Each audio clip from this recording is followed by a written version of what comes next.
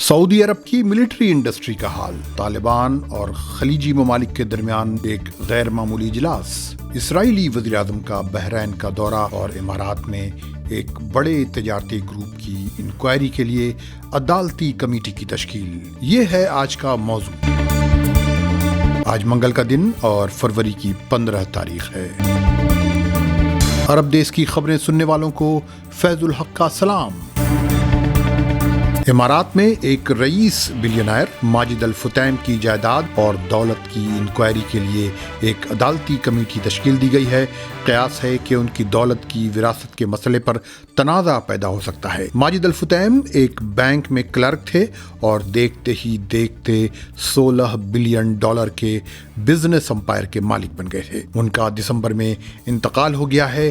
اب ان کی جائیداد کی وراثت کا مسئلہ درپیش ہے۔ اندیشہ ہے کہ ان کے 10 وارثوں میں اس پر تنازع پیدا ہو سکتا ہے، اس لیے دبئی کے حاکم نے اس دولت کی تحقیقات کے لیے ایک عدالتی کمیٹی تشکیل دی ہے۔ بتایا جا رہا ہے کہ ماجد الفتیم نے دبئی کی معیشت بالخصوص سیاحت کے گروتھ میں کلیدی کردار ادا کیا تھا۔ الفتیم گروپ واکس سنیما ہالز اور مشرق وسطی کے 29 بڑے مالز کے مالک تھے، جس میں شہرت یافتہ مال آف ایمریٹس شامل ہے۔ فرانسیسی ہائپر مارکیٹ چین کیرفور کی فرینچائزی بھی اسی کمپنی کے پاس ہے اور یہ افریقہ، ایشیا اور مشرق وسطی میں 300 سے زیادہ کیرفور سپر مارکیٹ اور ہائپر مارکیٹ چلاتی ہے۔ پہلے بھی ماجد الفتیم اور ان کے بیٹے کے درمیان اختلافات ہو چکے ہیں اور حاکم دبئی شیخ محمد بن راشد آل مکتوم کو اس میں مداخلت کرنی پڑی تھی۔ اب جبکہ اس کی وراثت کا سوال ہے، حاکم دبئی نے ایک عدالتی کمیٹی تشکیل دی ہے۔ اسرائیلی وزیر اعظم نفتالی بینٹ بحرین پہنچے ہیں۔ یہ کسی اسرائیلی سربراہ حکومت کا پہلا دورہ بحرین ہے۔ وہ بحرین کے سربراہ حمد بن عیسیٰ الخلیفہ اور ان کے بیٹے ولی عہد اور وزیر اعظم سلمان بن حمد سے ملاقات کریں گے۔ حالیہ چند مہینوں میں بحرین اور اسرائیل کافی قریب آ گئے ہیں۔ اسی مہینے اسرائیلی وزیر دفاع بینی گینٹس نے بھی بحرین کا دورہ کیا تھا اور بحرین کے ساتھ وہاں ایک اسرائیلی افسر کی تقرری کا معاہدہ کیا تھا، جس پر کافی تنازع بھی ہو گیا تھا۔ اسرائیلی وزارت دفاع نے کہا تھا کہ یہ افسر ریجنل واٹرز میں پرامن نیویگیشن کو یقینی بنانے، عالمی تجارت، دہشت گردی اور قذاقی یا پائریسی کے خلاف مقابلے میں مدد کرے گا۔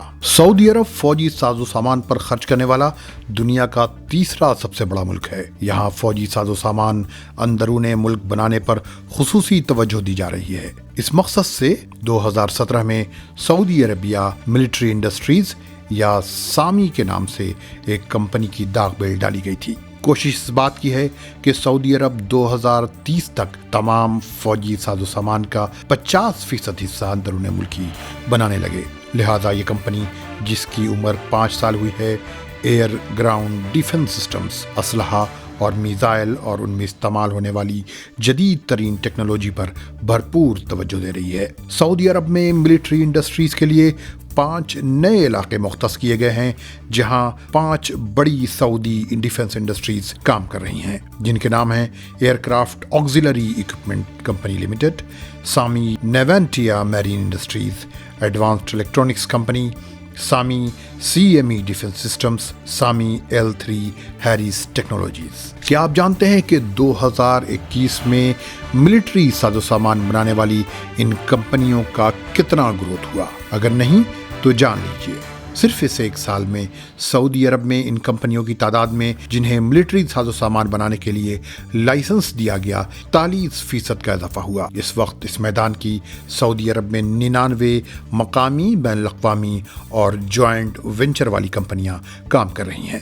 ان میں سے 85% سعودی عرب کی مقامی کمپنیاں ہیں۔ یہاں 60% لائسنس فوجی ساز و سامان بنانے والی کمپنیوں کو اور 24% لائسنس ملٹری سروسز کے میدان میں کام کرنے والی کمپنیوں کو دیا گیا ہے۔ اس ایک سال میں ان کمپنیوں کے بنائے ہوئے ملٹری ساز و سامان کی سپلائی میں 16% کا اضافہ ہوا ہے۔ सऊदी अरब ने ऐलान किया है कि इस साल यानी 2022 में वो 171 बिलियन रियाल यानी 46 बिलियन अमेरिकी डॉलर मिलिट्री पर खर्च करेगा, जो 2021 के 190 बिलियन डॉलर के दिफाई बजट से 10% कम है। अब अफगानिस्तान से मुतल्लिक एक अहम खबर। 11 फरवरी को अमेरिका की जो बाइडेन इंतजामिया ने ऐलान किया था कि वो अफगानिस्तान के central bank the Afghanistan bank के मुंजमद एसेट्स में से $5.5 बिलियन 9/11 के विक्टिम्स को ट्रांसफ़र करने वाली है। ये दरअसल अफगानिस्तान के फॉरेन रिजर्व्स का आधा हिस्सा है। जब 15 अगस्त 2021 को तालिबान ने अफगानिस्तान पर कब्जा जमाया था, उस वक्त अमेरिका ने उसे मुंजमद कर दिया था। अमेरिका ने कहा है कि बकिया आधी रकम या एसेट्स वो तालिबान के बगैर खुद अफगान अवाम तक पहुंचाएगा और उसके लिए रास्ता निकालेगा। इसका मतलब यह है कि अमेरिका ने अफगानिस्तान के सॉवरिन दौलत पर कब्जा कर रखा है। ये बात खास तौर पर अहम इसलिए है कि अफगानिस्तान शदीद माशी और इंसानी बहरान का शिकार है। ऐसे में अंदेशा जाहिर किया जा रहा है कि अफगानिस्तान की मुश्किलात अभी ख़त्म नहीं हुई हैं। अक़वाम मुत्तहिदा ने कहा है कि 2022 में अफ़गान अवाम को शदीद तरीन माल न्यूट्रिशन या ग़िज़ा की कमी का सामना होगा। मुल्क की 1/3 से ज़्यादा आबादी शदीद गुर्बत का शिकार है। ऐसे में कतर के दारुल हुकूमत दोहा में तालिबान और खलीजी ममालिक के दरमियान एक गैर मामूली मीटिंग हुई है।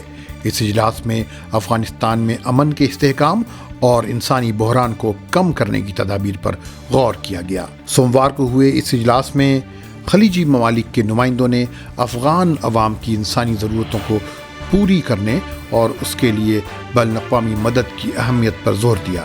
खलीजी ममालिक ने तालिबान से मुतालबा किया कि वो मदद पहुंचाने में मदद करेंगे और अफगानिस्तान को दहशतगर्दी के लिए इस्तेमाल नहीं करेंगे। कतर और दीगर खलीजी मुल्कों की कोशिश है कि अफगानिस्तान को दोबारा जंग में झोंकने न दिया जाए। 15 अगस्त 2022 को जब अफगानिस्तान ने अमेरिका से आज़ादी हासिल की और अमरीकी अफवाज निकल भागी, तो बहुत बड़ी तादाद अफगानियों की भी अफगानिस्तान से निकली थी, जिसको जहां मौका मिला वहां गया।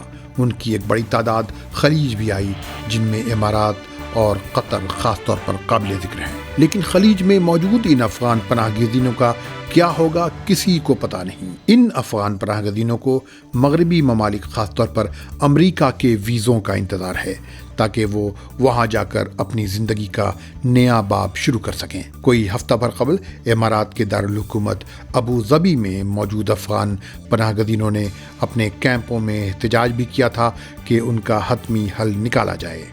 उनमें से बेशतर अफगान वो हैं जो अफ़गानिस्तान में अमरीकियों के लिए मुतरजिम और अमरीकी अफवाज के मुआविन के तौर पर काम करते रहे थे। इमारात ने कहा था कि उसने 9,000 अफगान को ट्रांजिट के तौर पर अपने मुल्क में रखा है, जहां से वो किसी तीसरे मुल्क में जाएंगे, जबकि रॉयटर्स ने बताया था कि दारुल हुकूमत अबू ज़बी में 12,000 के करीब अफगान पनाहगज़ीन हैं जो 2 कैंपों में रहते हैं। कतर में मौजूद इन अफगान पनाहगज़ीनों की तादाद 8,000 बताई जा रही है। अगर आपने अब तक ये चैनल सब्सक्राइब नहीं किया है तो इसे अभी सब्सक्राइब कर लें, साथ ही बेल आइकन पर भी क्लिक कर दें ताकि आपको अपडेट्स वक्त पर मिलती रहें। मिलते हैं अगले बुलेटिन में। खुदा हाफिज।